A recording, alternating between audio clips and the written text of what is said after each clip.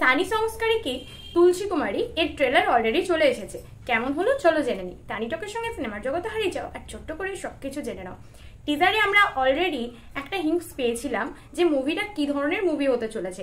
এটা mainly revenge base comedy romantic movie হতে চলেছে, বাট এক্সাক্ট কি সেটা কিন্তু সেখানে রিভিল করা হয়নি, যেটা ট্রেলারে আমাদেরকে স্পষ্টভাবে বুঝিয়ে দিয়েছে।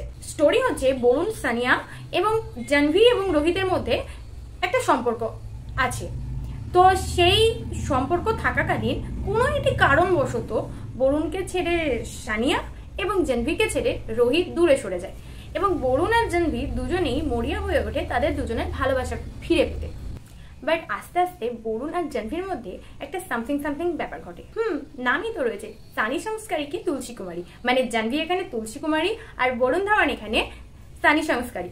স্টোরি তো বুঝলাম, বাট যেভাবে প্রেজেন্ট করেছে ট্রেলারটা সেটা কতটা আনন্দ দিতে পারলো আমাদেরকে। প্রথম স্টার্টিংই আমাদের একটা সিন দেখানো হয়েছে যে বাহুবলী স্টাইলে প্রপোজ করা, সেখানে যে ডায়লগটা ইউজ করা হয়েছে সেটা তো অলরেডি আমাদের একটা হাসাবেই। অন্যদিকে সব থেকে বেশি যেটা হাসি পেয়েছে গার্ডকে নিয়ে যে গার্ড মার দেঙ্গে এই ওয়ার্ডটা ওপরে যে কমেডিটা ক্রিয়েট করার চেষ্টা করা হয়েছে।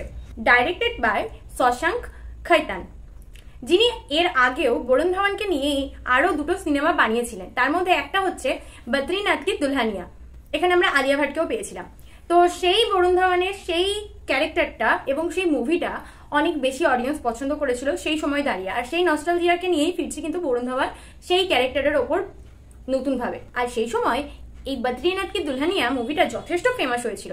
অন্যদিকে মুভিটা আসতে চলেছে ধর্ম প্রোডাকশনের তরফ থেকে, তাই ধর্ম প্রোডাকশনের তরফ থেকে আসছে মানে অলওয়েজ কিছু ধামাকা নিয়ে আসছে, এটা মাস্ট।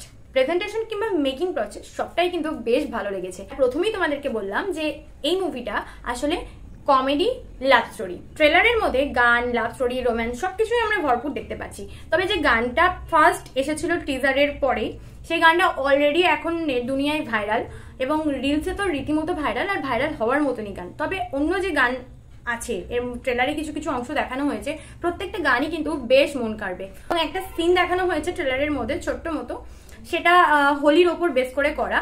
সেই যে গানটা, সেই গানটাও কিন্তু বেশ মন কেড়েছে। ট্রেলার তো বেশ ভালো লেগেছে, এবার মুভি কতটা আমাদেরকে এন্টারটেইন করতে পারবে এটাই আসল কথা।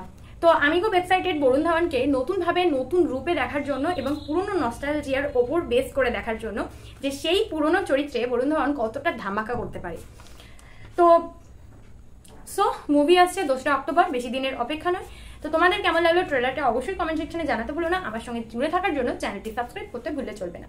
তানি টকের সঙ্গে সিনেমার বকবক হয়েছে শেষ, আবার আসছি নতুন মুভি নিয়ে। তোমরা সবসময় থাকো ফ্রেশ।